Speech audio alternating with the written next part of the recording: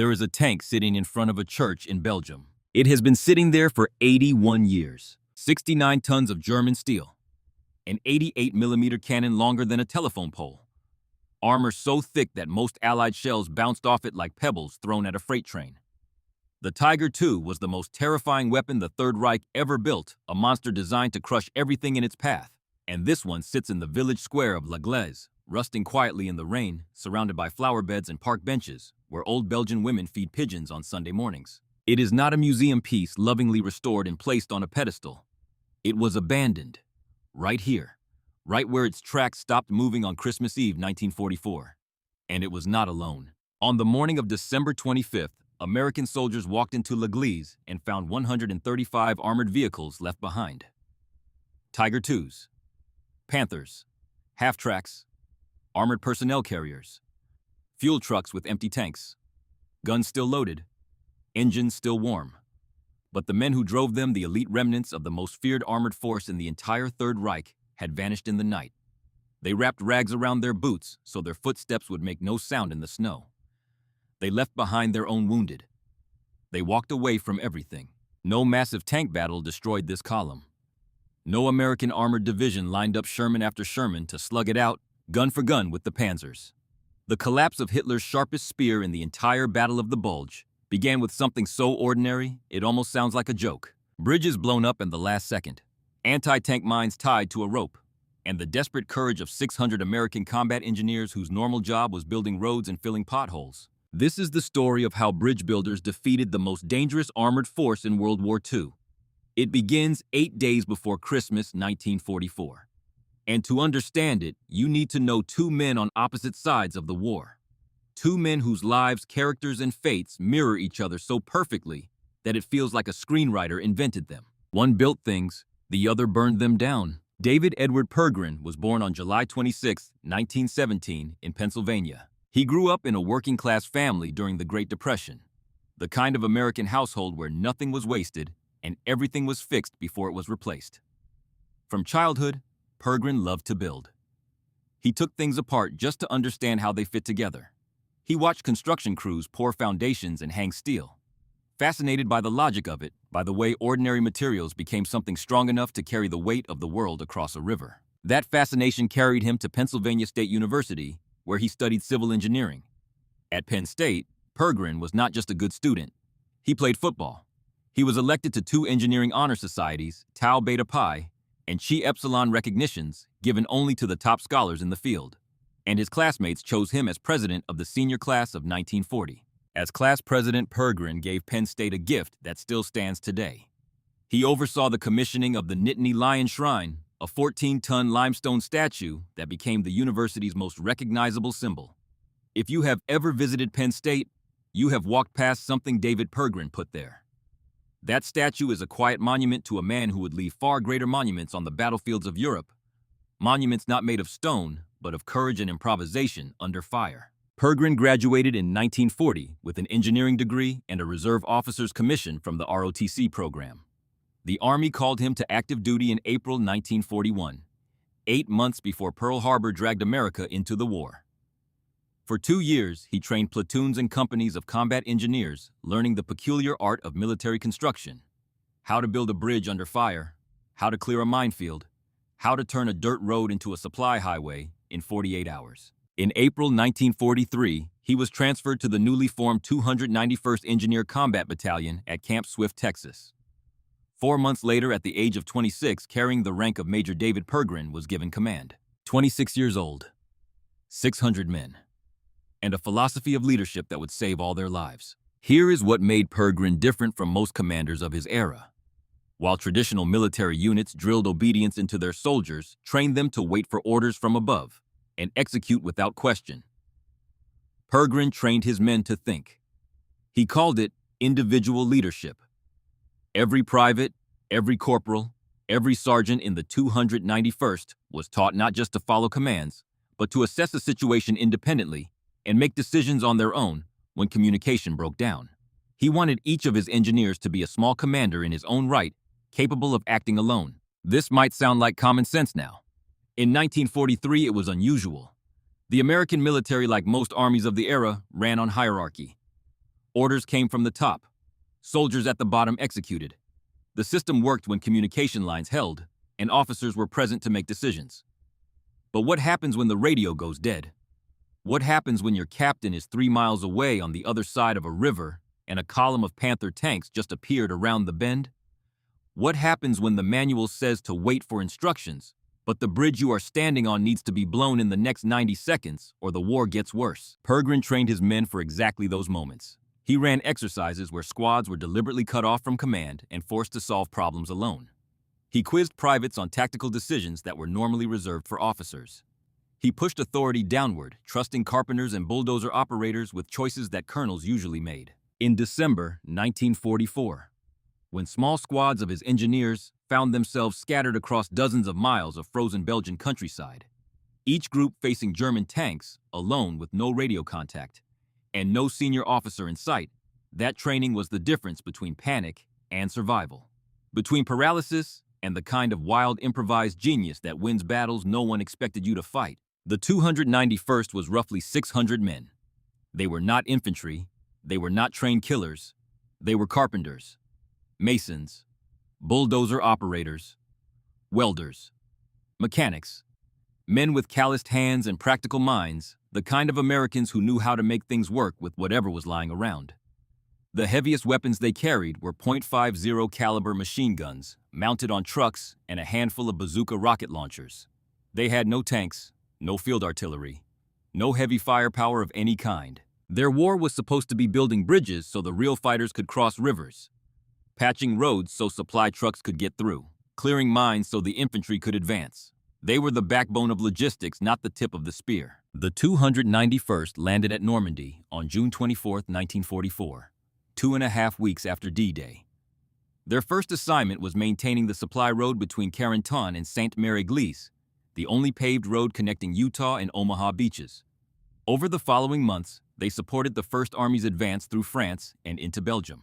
They built bridges, they fixed roads, they did the quiet, unglamorous work that wins wars without making headlines. By mid-December 1944, Pergrin and his battalion were stationed near Malmedy, Belgium, a small crossroads town in the Ardennes region. The Ardennes was dense pine forest draped over rolling hills cut by deep river valleys. It was considered a quiet sector too rugged for a major offensive, suitable only for units resting or training. Pergrin's men were doing routine road maintenance. Some had received Christmas packages from home. No one expected trouble. To understand how unprepared they were, consider the bigger picture. By late 1944, the Allied front in the Ardennes stretched 85 miles held by just 4 divisions, spread impossibly thin. 2 were green units that had never seen combat. 2 were experienced, but recovering from brutal fighting in the Hurtgen forest. Each division was responsible for 20 to 25 miles of front, when doctrine said 5 to 10 miles was the maximum a division should defend. Allied intelligence had concluded that Germany lacked the strength for a major attack. They were catastrophically wrong. One important detail about the men of the 291st. They were not all young. Many were in their 30s, some in their 40s. Men with wives and children back in Pennsylvania and Ohio and Kansas. Carpenters who had built houses before the war called them away. Factory workers who had shaped steel on assembly lines. Farmers who had plowed fields that now lay untended. These were not eager volunteers burning to prove themselves. These were ordinary Americans pulled from ordinary lives doing their best to survive and go home. The ordinariness of who they were is precisely what makes the extraordinariness of what they did so powerful. On the other side of the line, a few dozen miles east of Malmedy, stood a man who was everything David Pergrin was not. Joachim Peiper was born on January 30th, 1915, in Wilmersdorf, Berlin, into a middle-class Prussian family with a military tradition. His father, Voldemar, had served in the Imperial German Army and fought in German Southwest Africa in 1904. The Peiper household carried the bitterness of Germany's collapse after World War I, that particular humiliation and rage that the Nazi Party understood how to harvest. Joachim Peiper had 2 older brothers. Hans Hasso, born in 1910, attempted suicide in 1931 and lived as an invalid until tuberculosis killed him in 1942. Horst, born in 1912, died in 1941 in what was officially recorded as an accident, but was almost certainly suicide following accusations of homosexuality, a death sentence in Nazi Germany, even without a formal trial. These family tragedies tell you something about the suffocating atmosphere of that time and place the world that shaped the youngest Piper brother into what he became. In 1934, at 19, Piper joined the SS on the recommendation of Heinrich Himmler himself. This was no coincidence. Piper was the Nazi ideal made flesh. Tall, handsome, intelligent, fanatically devoted. After graduating from the SS Officer Academy, he was selected as Himmler's personal adjutant, an extraordinarily privileged position for a young man. In this role, Piper witnessed firsthand the SS machinery of the Holocaust, the systematic extermination of Jews and ethnic cleansing operations in Eastern Europe. After the war, he denied and distorted what he had seen. When Piper transferred from the desk to the battlefield, he proved himself a brilliant and ruthless armored commander. On the Eastern Front, his unit earned the nickname the Blowtorch Battalion for its practice of burning entire villages to the ground and killing civilians regardless of whether they posed any military threat. In Italy, in 1943, his unit was accused of the Boves massacre, the killing of Italian civilians, though he was later acquitted due to insufficient evidence. By December 1944, Piper was 29 years old, holding the rank of Obersturmbannführer, equivalent to lieutenant colonel, in the Waffen-SS. He was the youngest regimental-level officer in the entire Waffen-SS. Hitler had personally decorated him with the Knight's Cross, with oak leaves and swords, one of Nazi Germany's highest military honors. His soldiers worshipped him with the kind of devotion that borders on religious fervor. Piper was given command of Kampfgruppe Piper, a reinforced regimental-sized battle group, bearing his own name, part of the 1st SS Panzer Division. Leibstandarte Adolf Hitler, literally Adolf Hitler's bodyguard division. This was the most powerful striking force in the entire Ardennes offensive. On paper, Kampfgruppe Piper fielded approximately 4,800 troops, 117 tanks of various types, including around 30 Tiger IIs, 40 Panthers, 40 Panzer IVs, and 15 Jagdpanzer IV tank destroyers, along with roughly 700 other vehicles. In practice, only about half the tanks were operational due to mechanical breakdowns and parts shortages. Consequences of Germany's collapsing war industry. His mission was simple and brutal. Lead the armored spearhead west through the American lines. Smash through Hansfeld, Bullingen, Ligneuville, Stavelot, Trois Ponts, Werbemont. Reach the Meuse River. Seize the bridges near the city of Huy. Hold them until the 6th SS Panzer Army, under SS Oberst Gruppenführer Sepp Dietrich, could cross and drive for the port of Antwerp. Speed was everything. Fuel was blood. Momentum was oxygen. If Piper stopped, the plan died. By late 1944, Nazi Germany was dying. On the Eastern Front, the Red Army had massed 190 divisions preparing for a massive winter offensive that would carry Soviet soldiers all the way to Berlin. On the Western Front, the Allies had liberated Paris, swept through France and Belgium, and were pressing toward the Rhine, Germany's natural border.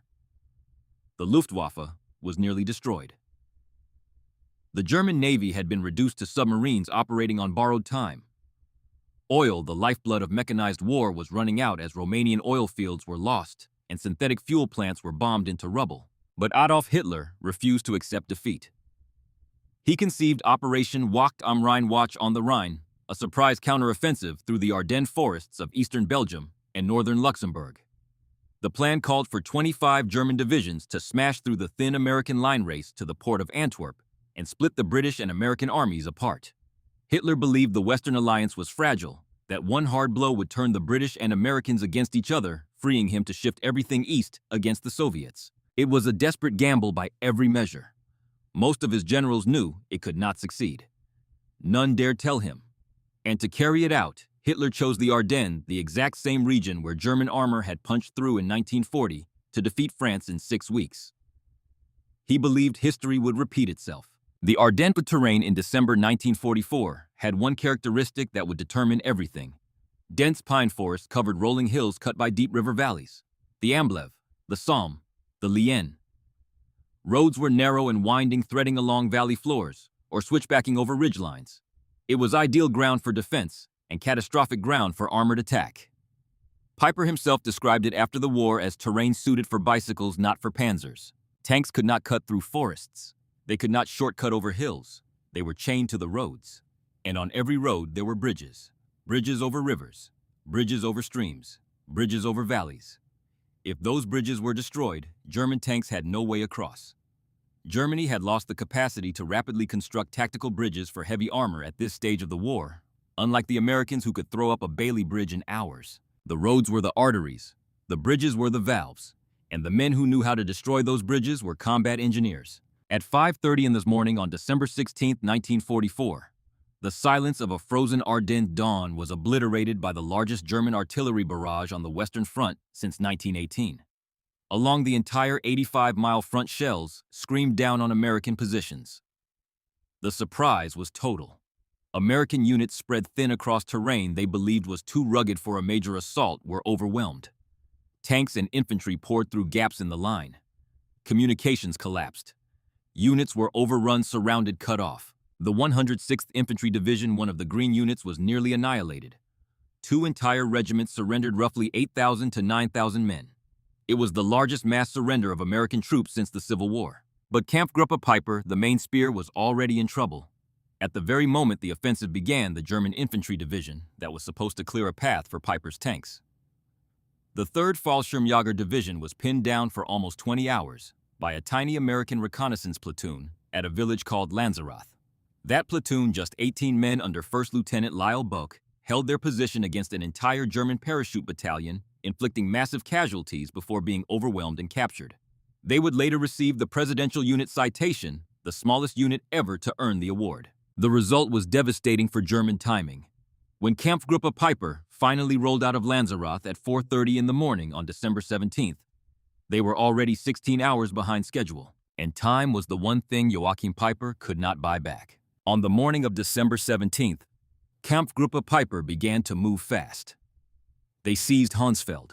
They overran a small American fuel depot at Bullingen, where SS troops executed several American prisoners. Then they pressed west. Around noon, the armored spearhead reached the crossroads at Baugnez, roughly 2 miles southeast of Malmedy. An American convoy of about 30 vehicles belonging to Battery B, 285th Field Artillery Observation Battalion, was moving through the intersection. German tanks opened fire, destroying the lead and rear vehicles, trapping the entire column. Approximately 120 American soldiers surrendered. The Kampfgruppe's main body continued west, but those 120 prisoners were herded into an open field beside the crossroads. Then the shooting started. SS troops opened fire with machine guns on unarmed men standing in a snow-covered field with their hands raised. After the initial bursts, soldiers walked among the bodies and fired single shots into the heads of anyone still moving. 84 American prisoners of war were murdered. Approximately 40 survived by playing dead, lying motionless among the corpses in the freezing snow, waiting for the Germans to move on, then crawling back to American lines. Within hours, the first survivors stumbled into Malmedy, where Lieutenant Colonel Pergrin and the 291st Engineer Combat Battalion were stationed. They came in 2s and 3s, some barefoot, some bleeding from wounds they had not felt in the numbing cold. All of them shaking not from the December air, but from what they had just lived through. One man had a bullet graze across his scalp. Another had lain face down in the snow for over an hour, with the dead man's blood freezing to his back, listening to German boots crunch past his head, waiting for the pistol shot that would end him. It never came. He crawled 1.5 miles through a drainage ditch to reach the American line. It was Pergrin's own reconnaissance scouts who first made contact with the bloodied, frostbitten survivors and brought them in. And it was Pergrin who sent the first report of the massacre up the chain of command. The news spread across the American front like wildfire. The reaction was not fear. It was fury. An unofficial order rippled through the ranks. No SS prisoners. The Malmedy massacre, instead of terrorizing the Americans as Hitler intended, hardened their will to fight. Every engagement with Kampfgruppe Peiper from this moment forward carried an extra layer of emotion. This was no longer just war. This was vengeance for murdered brothers. And for David Pergrin, personally, he had just seen the true face of the enemy racing toward him. He was ordered to hold Malmedy, a critical junction in the Ardennes road network. He immediately established a dozen roadblocks around the town. His engineers set up machine gun positions. They strung barbed wire. They placed what few mines they had. And they waited 600 men with light weapons, no tanks and no artillery, staring east into the frozen tree line, knowing that somewhere out there, over 100 German tanks were coming straight at them. Pergrin looked at his men, looked at the retreating columns of American troops and civilians streaming west through Malmedy, looked at the empty road behind him, where reinforcements should have been, but were not. and understood something that changed everything. They were it. There was no cavalry coming over the hill, no armored division rushing to their rescue, no air support because the skies were locked under a ceiling of gray clouds so thick that not a single Allied fighter could get airborne. The front-line units that should have been between Malmedy and the Germans had been shattered or pushed aside. The reserves were still days away. Between Kampfgruppe Peiper and the bridges over the Meuse River, between the most dangerous SS armored force in existence and a potential catastrophe that could extend the war by months, there was almost nothing. Almost nothing except 600 combat engineers from Pennsylvania and Ohio and Kansas. Men who knew how to build a bridge in 12 hours and how to blow one up in 12 seconds. Men who had never been trained to fight tanks. Men who carried bazookas they had barely fired and machine guns they had mostly used for practice. Men whose greatest weapons, though they did not know it yet, were not the guns on their trucks, but the TNT in their storage sheds, the knowledge of structures in their heads, and the stubborn American refusal to quit when the math says you should. The bridge builders were all that stood between the SS and catastrophe. The men who poured concrete and drove bulldozers were about to become the last line of defense against the most dangerous armored force in the Second World War. The builders would have to learn to destroy, and what they destroyed in the next 8 days would become one of the most extraordinary stories of improvisation, courage, and sheer creative stubbornness in the history of American warfare. To understand what happened next, you need to see the road Joachim Peiper was driving on. Not the road he wanted, the road the Ardennes gave him. After leaving Ligneuville around 2 in the afternoon on December 17th, Kampfgruppe Peiper moved west along the south bank of the Amblev River. This was not the main highway that the German planners had assigned to the spearhead. Peiper had been forced onto secondary roads because the primary routes were clogged with slower German infantry units that had failed to clear the way on time. The roads were narrow. The curves were sharp enough to stall a 69-ton Tiger II on a single hairpin turn. Bridges built for farm carts groaned and cracked under the weight of 45-ton Panthers. Tanks broke down constantly. Late-war German manufacturing relied heavily on forced labor from concentration camps and occupied territories workers with no training and no reason to care about quality. Transmissions seized, engines overheated, road wheels cracked, final drives failed. Every breakdown on a road too narrow for 2 tanks to pass meant the entire column stopped while crews either fixed the vehicle or muscled it off the road. One broken Panther in the wrong place could halt the advance for hours. The column stretched back over 20 miles. When the lead tanks reached Stavelot, most of the Kampfgruppe was still strung out along the winding forest roads behind them, crawling forward in the dark. On the evening of December 17th, the lead elements of Kampfgruppe Peiper reached the heights above Stavelot, a small town sitting on the banks of the Amblev River.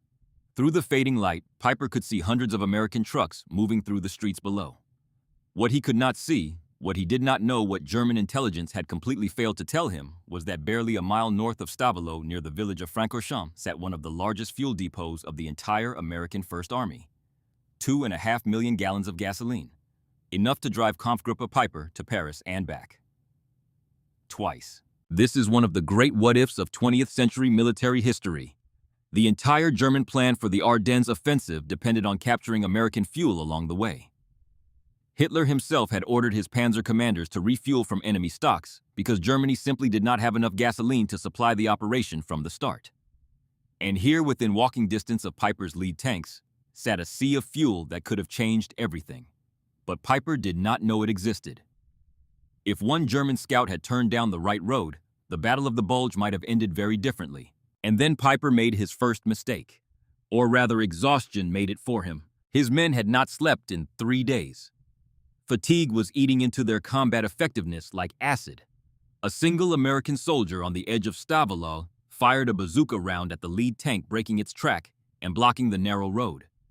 Instead of forcing his way into Stavelot that night, Peiper decided to let his men rest until morning. History would judge those few hours of sleep.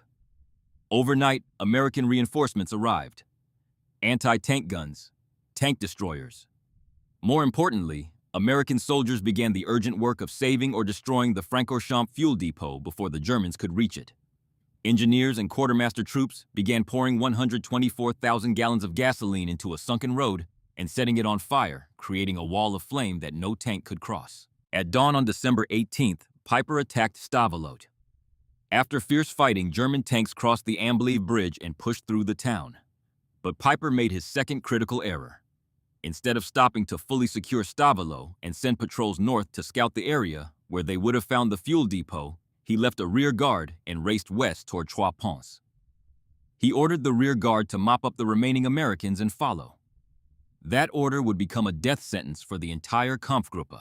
As Piper's tanks roared out of Stavlo heading west, that wall of burning gasoline blocked any German movement toward the depot. The closest Piper ever came to the fuel that could have saved his mission, and he never even knew it was there. From Stavlo, Piper drove west toward a town whose very name told you why it mattered. Trois Ponts, 3 bridges. It sat where the Amblève and Somme rivers met, and 3 bridges crossed those rivers at that junction. If Piper could seize Trois Ponts intact, he would have a straight road west through Werbemont to the Meuse River. This was the best route, the fastest route, and for his heavy tanks, the only viable route. At approximately 11:15 on the morning of December 18th, the vanguard of Kampfgruppe Piper rolled into the outskirts of Trois Ponts. Defending the town was a force so small it was almost a joke. 175 lightly armed American combat engineers, primarily Company C, of the 51st Engineer Combat Battalion under Captain Sam Scheuber, along with soldiers from the 1111th Engineer Group and stragglers from other units who had drifted in. Their heavy weapons consisted of 8 bazooka launchers, 6.50 caliber machine guns, and 4.30 caliber machine guns, against more than 100 tanks. But they had something tanks did not: TNT and the structural knowledge to use it. This is why it mattered so much that engineers, not infantry, were at this particular crossroads at this particular moment. Blowing a bridge is not simple. You need to understand load-bearing points. You need to know where to place the charges for maximum structural damage. You need to calculate the right amount of explosive. Regular infantry could not do this. These men could. It was their profession. When the first Panther tank appeared, a lone 57mm anti-tank gun belonging to the 526th Armored Infantry Battalion opened fire. A lucky shot hit the lead tank's track, jamming it sideways across the narrow road and blocking the entire column behind it. The Panther returned fire, destroying the gun and killing 4 of its 5 crew members. But those few minutes of delay were enough. At 11:45, Captain Scheuber gave the order. 2 enormous explosions shook the valley. The bridge over the Amblève vanished. The bridge over the Somme vanished.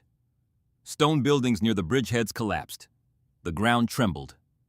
As Captain James Rice, a company commander present at the scene, later told Associated Press correspondent Hal Boyle, no German tank was going to jump that gap. Piper stood and watched the rubble where his dream road had been. According to military tradition recorded in Pergrin's memoirs, he screamed in frustration, "Those damned engineers! Those damned engineers!" That curse became an unofficial badge of honor for every American combat engineer in the Ardennes. With no way through Trois Ponts, Piper was forced to turn north on the N33 road through L'Église and Chenu, searching for another crossing. Every kilometer of detour meant more fuel burned, more time lost, and more opportunity for the Americans to organize. At Chenu, a small bridge over the Lynn Creek was still standing. Piper sent an advance party to seize it. But when German tanks approached, American engineers from Pergrin's own 291st blew the bridge in their faces. Another explosion. Another road closed. And then it got worse. At Chenu, American P-47 Thunderbolt fighter bombers appeared overhead and attacked the column. 2 tanks and 5 half-tracks were destroyed, blocking the narrow road again. German Wirbelwind anti-aircraft vehicles shot down several P-47s, but the damage and delay accumulated. Major Robert B. Yates of the 1111th Engineer Group arrived at Trois Ponts around 1:30 that same afternoon, originally just attending a routine staff meeting. Instead, he found himself suddenly commanding the defense against SS Panzers. Yates quickly organized a defensive line, and more importantly, devised deception tactics to convince the Germans that Trois Ponts was far more heavily defended than it actually was. He ordered 6 2.5-ton trucks to drive back and forth on a hilltop, with their headlights blazing at night, creating the impression of a continuous stream of reinforcements arriving. He wrapped chains around the wheels of 4-ton trucks and had them drive slowly through the town. The sound of iron chains grinding on cobblestone roads was indistinguishable from the clatter of tank tracks moving through a village. A vehicle accident from the previous day had scattered debris across the road, adding to the illusion that Trois Ponts was being massively reinforced. Trucks pretending to be tanks, headlights pretending to be reinforcements. American ingenuity beating German doctrine with nothing but imagination and nerve. While Piper was frantically searching for a way forward, catastrophe struck from behind. On the morning of December 19th, units of the American 30th Infantry Division, specifically the 117th Infantry Regiment, counterattacked and recaptured the northern half of Stavelot, the town Piper had left to his rear guard just one day before. The bridge over the Amblève at Stavelot, the only supply route for the entire Kampfgruppe Piper, fell back into American hands.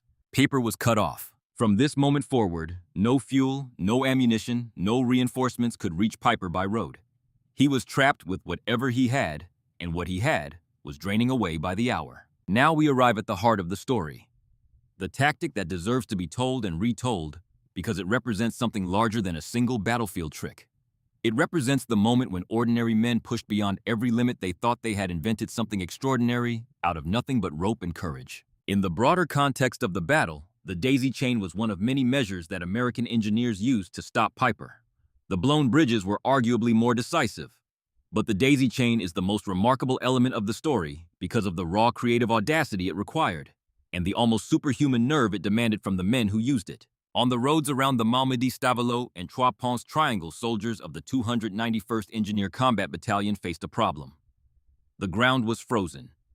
December 1944 in the Ardennes was one of the most brutal winters in living memory. Temperatures dropped below 0 Fahrenheit, below -18°C. The earth was locked under a layer of ice so thick that metal pickaxes struck sparks when they hit the surface. You could not dig a foxhole. You could not bury a mine. The standard procedure for anti-tank defense was to dig holes in a checkerboard pattern across a road, bury M1A1 anti-tank. Mines each weighing about 12 pounds and packed with nearly 6 pounds of TNT, covered them with dirt and camouflage the surface. But when the ground is frozen solid, mines sitting on top of the road are visible. German combat engineers, the Panzerpioniere, walked ahead of the tank columns with mine detectors. They would spot exposed mines immediately, and tank drivers would simply steer around them. And here is where desperation became genius. Someone history does not record the individual name, but the idea rose from the enlisted engineers themselves, exactly the kind of independent thinking that Pergrin had trained. Into his men asked a question that changed everything. If you cannot hide the mines under the road, why not hide them beside the road and pull them out when a tank drives over? They took M1A1 anti-tank mines and tied 4 or 5 of them onto a length of hemp rope, spaced about 5 feet apart. The rope looped around each mine's carrying handle. When you dragged the string of dark metal discs across snow-covered ground, it looked like a chain of daisies. And so the daisy chain got its name. The plan was elegantly simple and terrifyingly dangerous. Hide the chain of mines in a snow-covered ditch or behind rubble at the side of a narrow road. One soldier lies in a shallow hole 15 to 20 meters from the road, holding the end of the rope. He waits. He watches the road. He hears the tanks coming before he sees them, the low rumble building through the frozen ground into his chest. Then the grinding of metal treads on ice. Then the roar of the Maybach engine echoing off the hillsides.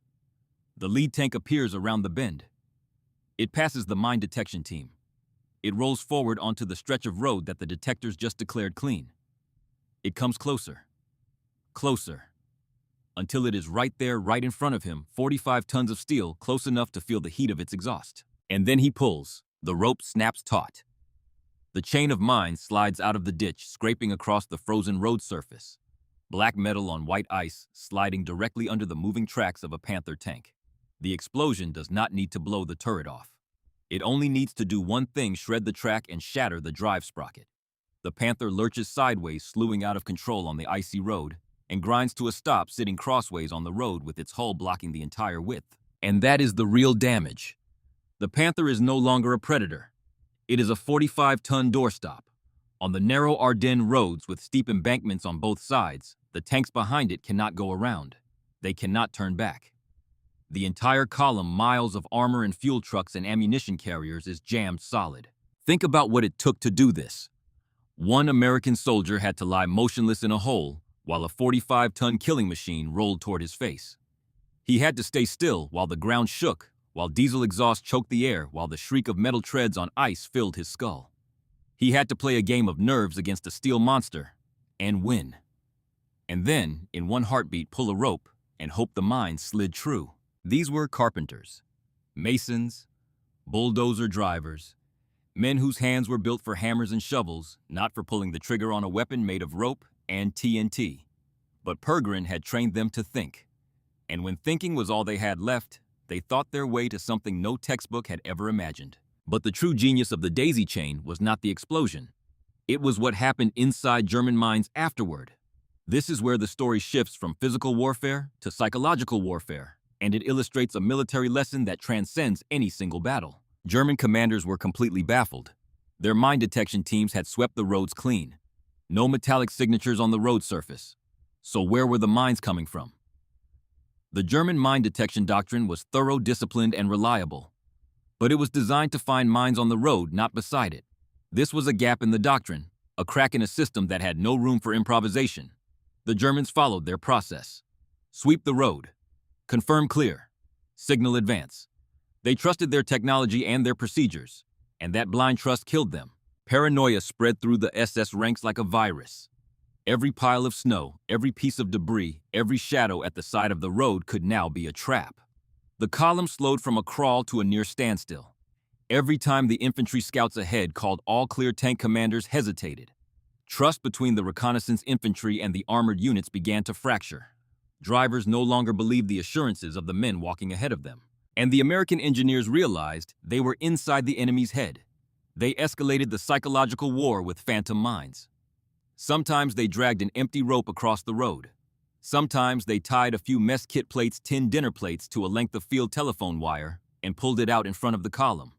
In darkness or fog, a black line sliding across white road surface triggered an instant panic response whether there were mines attached or not. Imagine it through the eyes of a German tank driver. You are sitting inside a Panther peering through a narrow observation slit. You have not slept in 4 nights. Your ears ring from artillery concussions. You know the crew in the tank ahead of you was just blown apart by something the mine detectors could not find. Now you are driving on the same road. Every meter forward could be the last meter of your life. You see a dark streak shifting at the edge of the road. It could be a daisy chain loaded with anti-tank mines. It could be a fallen branch. It could be a harmless piece of rope dragged by a bored American who is laughing at you from behind a snowbank. Do you keep driving? The answer was almost always no. German crews already traumatized by the daisy chain hit the brakes at any sign of movement on the road surface. They sat there for hours, waiting for engineers to come forward and check. And when the check revealed nothing but a piece of rope or a couple of tin plates, nobody felt relieved.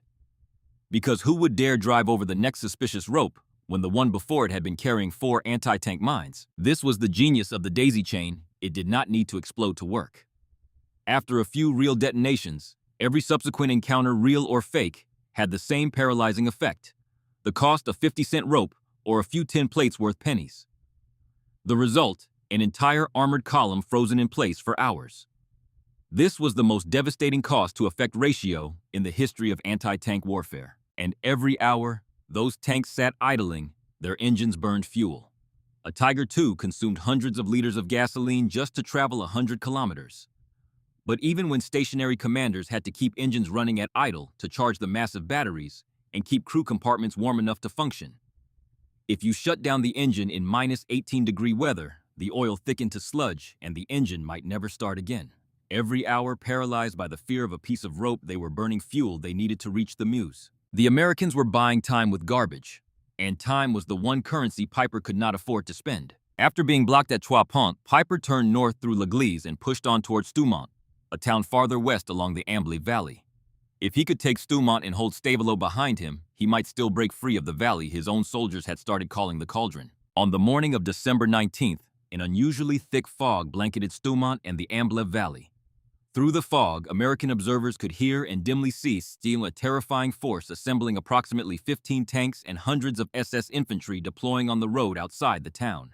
Piper sent his Panzer Grenadiers in first, then followed with Panthers. A brutal 2-hour tank fight erupted as American tanks from the 743rd Tank Battalion engaged the Germans at close range through the fog, firing at muzzle flashes and engine sounds. Piper took Stoumont by 10:30 in the morning, but at a heavy cost. More tanks lost, more fuel burned, more soldiers killed. Then the news arrived that ended everything. Stavelot was lost. The Americans had recaptured the bridge. The only supply line was cut. Kampfgruppe Knittel, An SS reconnaissance battalion, ordered to support Piper, had crossed the Stavelot Bridge on the evening of December 18th, but the Americans counterattacked and seized the northern half of the town soon after. Knittel was caught between two fires. Piper ordered him to retake Stavelot. He attacked. He failed. He attacked again. Failed again. The road was locked permanently. The American 3rd Armored Division also cut the N33 road north of Trois Ponts on December 20th, ending any hope of relief from the rest of the 1st SS Panzer Division. The 82nd Airborne Division under Major General James Gavin deployed in front of the Kampfgruppe, blocking any further westward advance. Piper was surrounded from every direction. The days that followed December 20th through the 22nd were a siege in the purest sense. Piper pulled back from Stoumont to L'Église, a small village sitting on a saddle between intersecting roads, and set up a circular defense. Tanks were positioned as stationary gun emplacements, their turrets pointing outward in every direction. SS Panzer Grenadiers dug foxholes in the same frozen ground that American engineers could not dig to bury their mines. But the SS soldiers had a stronger motivation: dig or die. American artillery pounded L'Église without pause day and night. The tiny village, originally just a handful of stone houses along a mountain road, was reduced to rubble. Roofs collapsed, walls cracked open, glass shattered into dust. By December 23rd, virtually no building in L'Église was habitable above ground. But the thick stone wine cellars, built in traditional Belgian style, protected the people inside them. Approximately 50 Belgian civilians, including the village priests, sheltered in these cellars, living alongside SS troops in suffocating proximity. In one cellar alone, 22 people were packed together for 6 days and nights. 170 American prisoners of war, mostly captured during the Stoumont fighting, and including Major Hal D. McCown of the 2nd Battalion 119th Infantry Regiment, were held in cellars and in the village church. In a dark, damp cellar, Piper sat and listened to artillery shells exploding overhead, receiving reports that grew more desperate by the hour. His troops had not slept properly in over a week. Food was nearly gone. Ammunition was dwindling. Tanks sat motionless because there was no fuel to move them. The man who had once been Himmler's adjutant, who had led panzers across the Eastern Front, who had received medals from Hitler's own hand, was now trapped underground while the world he had built crumbled above him. McCown, the captured American major, spent hours talking with Piper in that cellar. McCown asked directly about the rumors that Germans were shooting prisoners. Piper promised that the prisoners under his command would be safe. After the war, McCown testified on Piper's behalf at the Malmedy trial, confirming that Piper treated prisoners humanely at L'Église. This creates a moral complexity that the story demands you sit with the same commander. The same campaign produced both the Malmedy massacre of 84 unarmed men and the humane treatment of prisoners at L'Église. War does not sort people into simple categories. On the night of December 22nd, the final humiliation arrived. An aerial resupply mission was organized for the trapped Kampfgruppe. Supply containers were loaded onto transport planes. But Brigadefuhrer Wilhelm Monke, Piper's superior officer, insisted that the coordinates Piper had provided were wrong and changed the drop point. The result, 90% of the supply containers floated down on their parachutes into American-held Stoumont. Fuel, ammunition, food, and medical supplies that Piper's dying men desperately needed drifted gently into the hands of the enemy. Picture that moment through Piper's eyes. Standing in the dark, looking up at the night sky, watching the parachutes carrying salvation pass overhead and drift toward the American lines. Watching everything his men needed to survive float away into darkness. This failure was not Piper's fault. It was a system failure, a failure of the German command structure that was collapsing around him, of communications that no longer functioned, of institutional incompetence at the highest levels. Even iron will cannot prevail when the system around you disintegrates. One last creative attempt, floating fuel drums down the Amblev River to drift toward L'Église, also failed when the current refused to cooperate. By December 23rd, Kampfgruppe Piper was a dead army waiting for the paperwork. The bridges were blown. The roads were blocked. The fuel was gone. The supply line was cut. The phantom mines had consumed what little fuel remained. And now the sky was about to clear. And when the sky cleared, there would be nowhere left to hide. For 7 days, the weather had been Piper's only ally. Low clouds and thick fog had locked the Allied air forces on the ground since the offensive began. Hitler had chosen the timing of the attack specifically for this. Knowing that without air superiority, the Americans would be fighting blind, unable to use the one advantage that could shatter a German armored column in minutes. For 7 days, P-47 Thunderbolts sat idle on frozen runways across Belgium and France, their pilots pacing their bombs loaded their 8.50 caliber machine guns oiled and ready and useless. On December 23rd, the fog lifted. It happened fast. 1 hour, the Ardennes valleys were buried under a gray ceiling so thick you could not see a hilltop from 100 feet below. The next hour, the sky was blue. Hard, cold, brilliant blue, the kind of winter sky that stretches from horizon to horizon, without a single cloud, the kind of sky that fighter pilots dream about, and tank commanders dread. And from that blue sky, hell came down. Hundreds of P-47 Thunderbolts from the 9th Air Force, the aircraft American ground troops called the Jugs because of their barrel-shaped fuselages, descended on German columns across the entire Ardennes. For 7 days, pilots had been staring at weather maps and cursing. Now they broke through the clearing air and found a sight that defied belief. Miles of German tanks and vehicles lined up on narrow roads with no cover. No place to run, no way to hide. A pilot later described the moment he dropped below the cloud layer and nearly hit a hilltop, then suddenly saw just dozens of feet beneath him an endless ribbon of German armor stretching along a valley road. Vehicle pressed against vehicle, a perfect target. Captain James G. Wells, Jr. released 2 500-pound bombs into a cluster of 8 tanks sitting on a road. When the smoke cleared, 2 had vanished entirely, and the remaining 6 lay on their sides with gun barrels twisted under their hulls rolled down the embankment like discarded toys. The road was blocked by 2 massive bomb craters. No one was getting through. For Kampfgruppe Piper trapped at L'Église and on the surrounding roads, this was the final catastrophe. Stationary tanks were perfect targets. Bombs fell. Machine gun rounds walked across vehicles in long diagonal lines. Tanks caught fire, their ammunition cooking off in chains of secondary explosions that sent turrets spinning into the air. SS soldiers who had survived the Eastern Front, men who had fought through the most brutal combat the war had produced, panicked under this kind of attack. On the Eastern Front, the Luftwaffe had still been strong enough to offer some protection. Here, the sky belonged entirely to the Americans. This was the moment when everything converged. The blown bridges, the blocked roads, the daisy chains that caused traffic jams and paranoia, the drained fuel tanks, the severed supply line, and now fire from above. Every hour of delay caused by a demolished bridge, every hour lost to a daisy chain detonation, every hour wasted sitting motionless while engineers checked a phantom mine that turned out to be a tin dinner plate, every single one of those hours was now being paid for in blood under American bombs. If Piper had reached the Meuse on schedule, he might have crossed before the skies cleared. But those damned engineers had stolen exactly those hours from him, and now the bill came due. December 24th, 1944.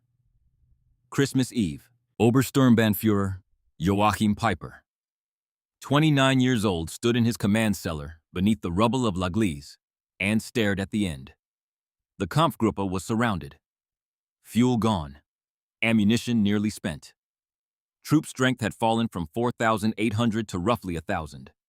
Of the original 117 tanks, perhaps 25 still functioned, but none could move because their fuel tanks were bone dry. No reinforcements coming. Supply drops landing in enemy hands.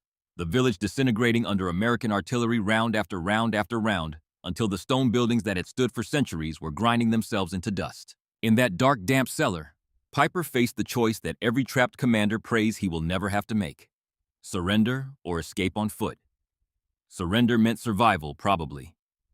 But with the Malmedy massacre fresh in every American soldier's memory, and an unofficial order circulating through American ranks to take no SS prisoners, Piper had legitimate reason to fear that his men would not be treated according to the Geneva Convention. He made the decision that every armored commander dreads above all others: abandon the tanks. The orders were precise: destroy all radios and encryption equipment so nothing would fall into American hands. Sabotage the firing mechanisms of every tank gun. Remove critical engine components. Disable every vehicle so the Americans could not use them. But then, Piper did something that complicates the simple story of a villain.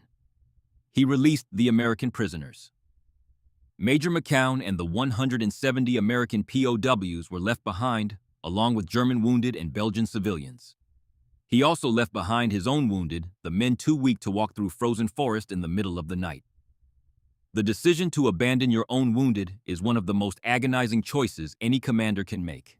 It haunted many Kampfgruppe veterans for the rest of their lives. At approximately 1 in the morning on December 24th, the escape began.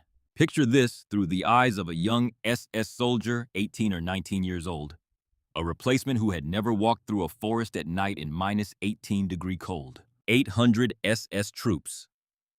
The remnants of the most feared armored force in the Third Reich tore strips of cloth and wrapped them around their boots so their footsteps would make no sound on the snow. No flashlights, no talking, no smoking because the red glow of a cigarette tip is visible from hundreds of meters away in total darkness. Each man walked close behind the man in front of him, following a black shape through blackness. They slipped out of L'Église in absolute dark threading between American artillery positions, every footstep potentially the crunch of a frozen twig or the compression of snow that would betray them. They waded across the Amblev River in water that cut to the bone chest deep, the current pulling at their legs, the rocky banks slippery with ice. Men nearly drowned. The cold was so extreme that when they climbed out on the far bank, their soaked uniforms froze rigid on their bodies within minutes, turning cloth into something closer to sheet metal. Then they climbed through dense pine forests, scrambling up slopes in darkness, avoiding American patrols. The march went on for hours through the Somme River Valley over hills that were difficult in daylight and nearly impossible at night in snow and forest. On Christmas morning, December 25th, the headquarters of the ISS Panzer Corps reported that Piper had reached safety behind German lines. According to Piper's own account after the war, 717 men made it back, out of nearly 5,000 who had started. Behind them in the shattered village of L'Église, American soldiers walked in and found a graveyard of armor.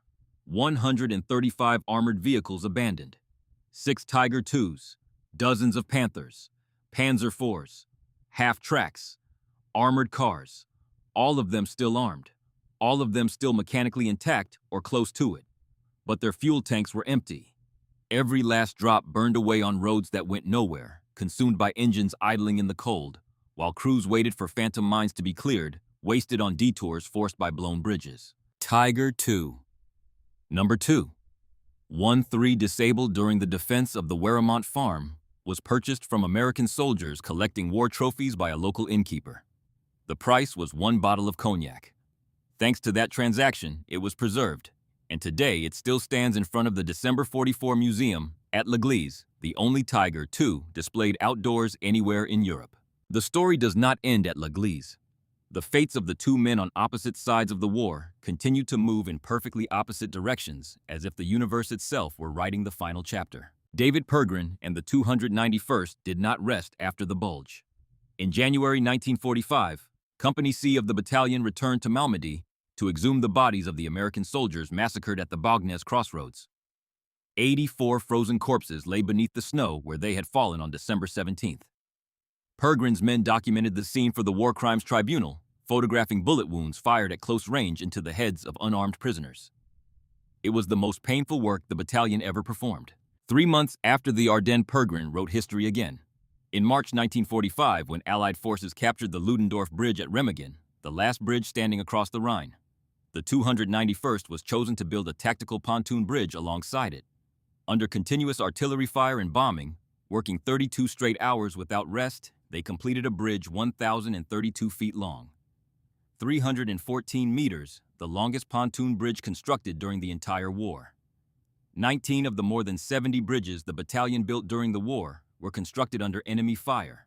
The 291st became the most decorated combat engineer battalion in all of World War II, receiving the Presidential Unit Citation for its actions in the Ardennes.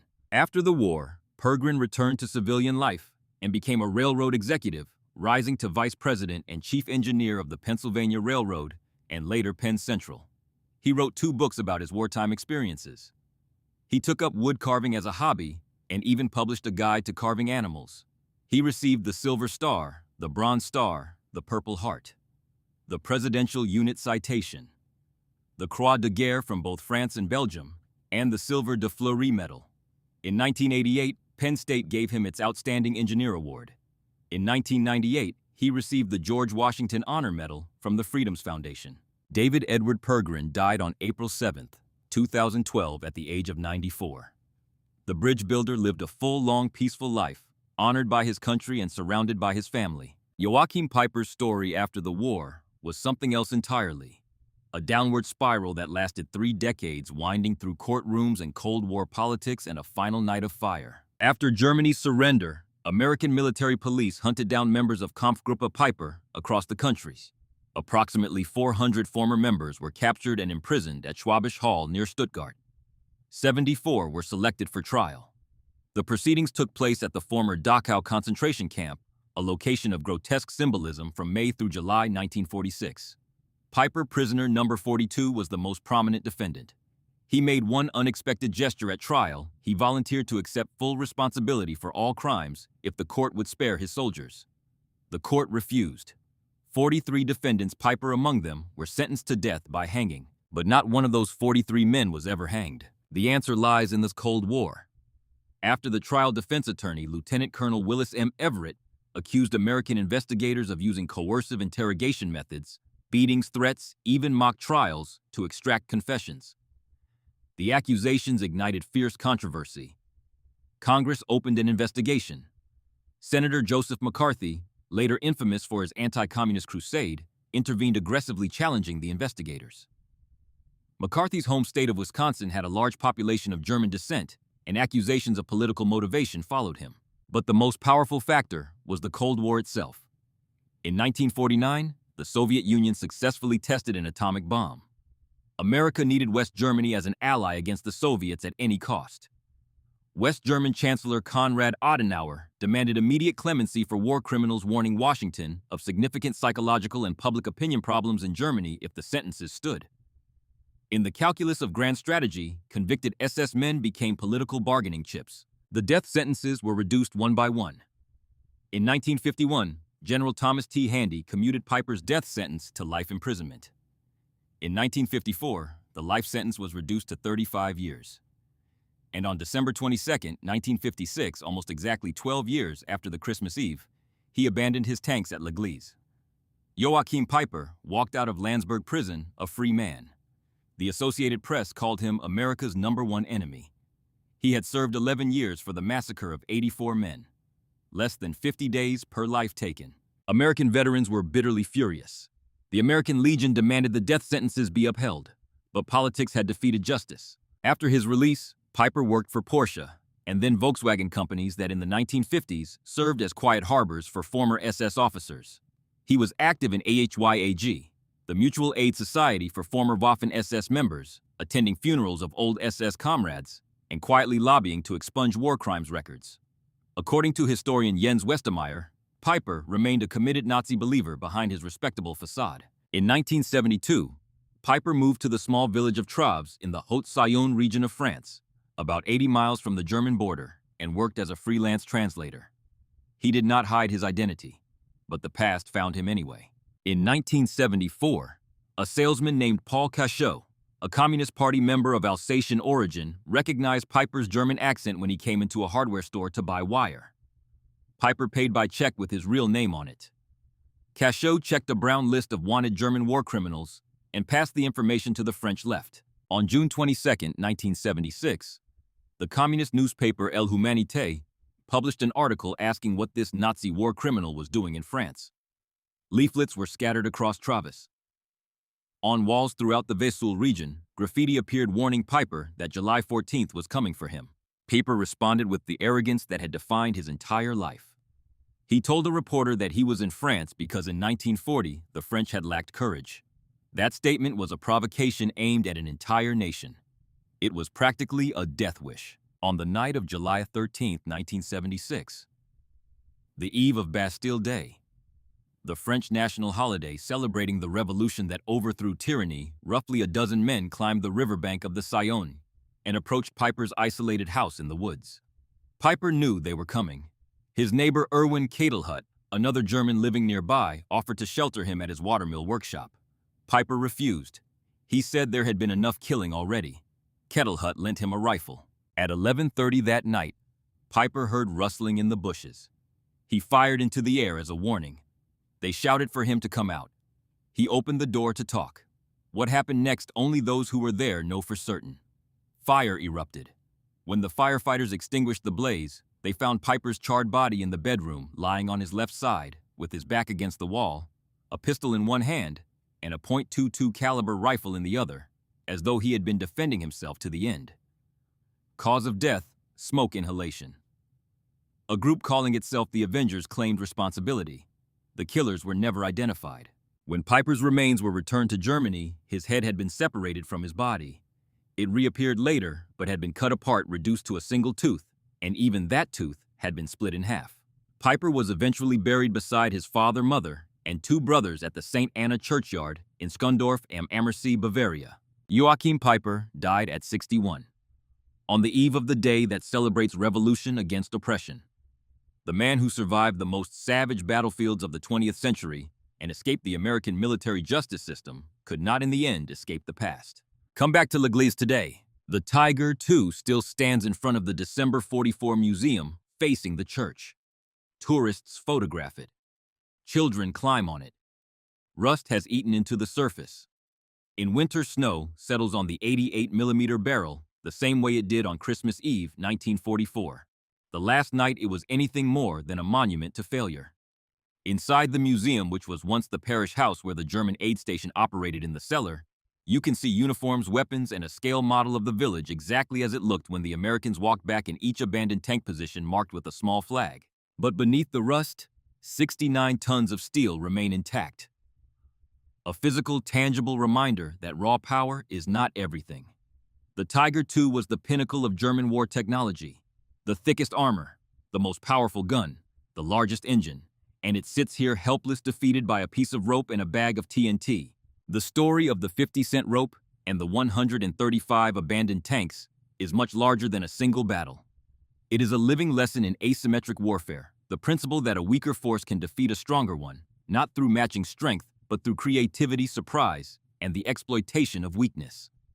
The daisy chain of 1944 is the direct ancestor of the improvised explosive devices that have challenged modern armies from Iraq to Afghanistan to Ukraine. The same principle, a cheap device hidden at the roadside, triggered by a concealed operator capable of neutralizing an armored vehicle worth millions. Military historians draw a straight line from the improvised tactics of World War II combat engineers to the IEDs of the 21st century. But the deeper lesson is not about technology, it is about psychology. The phantom mines prove that once you plant fear in the enemy's mind, the enemy defeats himself. Germany did not lose because it ran out of tanks. It lost because it ran out of courage to drive them forward. And the courage did not fail because of real mines. It failed because of fake ones. The fear of phantom mines consumed more fuel than real explosions ever did. This is also a story about people against systems. Kampfgruppe Piper was the perfect product of a system: the German military, the SS organization, the German war industry, the best tanks, the best optics, the most disciplined crews, standardized procedures for every situation, but systems have a fatal weakness. They cannot improvise when confronted with something outside the manual. Mine detectors sweep the road, but the mines are beside the road. Doctrine says capture bridges intact, but the bridges are already blown. The plan says reach the Meuse in 48 hours, but the roads disagree. When the system meets the unexpected, it freezes. On the other side, David Pergrin, the bridge builder turned bridge destroyer. The civil engineer turned warrior embodied adaptability when all systems collapsed. His individual leadership philosophy training, every soldier to think and decide alone, was the direct opposite of the German top-down command structure. When radios went dead, when no senior officer was present when the plan was thrown away, the soldiers of the 291st did not freeze. They improvised. They tied mines to ropes. They poured gasoline across roads. They faked the sound of tanks with chains wrapped around truck wheels. They did exactly what Pergrin had trained them to do: solve problems on their own, whether or not the problem appeared in any textbook. The men of the 291st were carpenters and masons and bulldozer operators. They proved that in war, the most dangerous weapon is not always the biggest gun on the battlefield. Sometimes it is a 50-cent rope, a few pounds of TNT, and the courage of one man willing to wait until he can see the whites of the enemy's eyes before he pulls. This story belongs to the greatest generation. They were not professional warriors. They were ordinary Americans, young men out of high school, factory workers off the assembly line, farmers who left their fields behind, drafted into the most terrible war in human history. They had no special training. They had no fanatical ideological drive like the SS. They had something else: practical skills from working-class lives, problem-solving ability from real-world experience, and the stubborn American spirit of just figuring it out the spirit that Pergrin recognized and harnessed and unleashed against the most elite armored force on Earth. Two men, two fates. Joachim Peiper, the brilliant and ruthless tank commander, symbol of technological arrogance and moral decay, ended his life in a charred house on the banks of the Saône. His body burned beyond recognition, alone to the last breath. He had the most powerful tanks, the most disciplined soldiers, and the most fearsome reputation on the Western Front. And he was defeated by the things he despised. David Pergrin, the bridge builder, the father. The grandfather died in 2012 at 94. At peace honored, surrounded by family and the respect of a grateful nation, the Nittany Lion statue he gave Penn State in 1940 still stands, and his battalion, those damned engineers, is recorded in history as the most decorated combat engineer unit of the entire Second World War. David beat Goliath, not with a stone, with a rope. If you are watching this and your father or grandfather served in Europe during the war, there is a chance he crossed a bridge that the 291st built. There is a chance he drove on a road they repaired or passed through a town they helped defend. They never made headlines. They never got the glory that went to the tank crews and the paratroopers and the fighter pilots. They were the men behind the men, the workers who made the war machine function, and when the machine broke down and the plan fell apart and the radios went silent, they became something more. They became the thin line of rope between civilization and catastrophe. If you have a story about your father or grandfather's service in the Ardennes or anywhere in Europe during the war, we would love to hear it. Leave it in the comments below. These stories matter. They belong to all of us. And the Tiger II still stands there at La Glaise, waiting for you to visit, so you can see for yourself that 69 tons of steel cannot defeat a piece of rope when behind that rope stands the courage of ordinary men.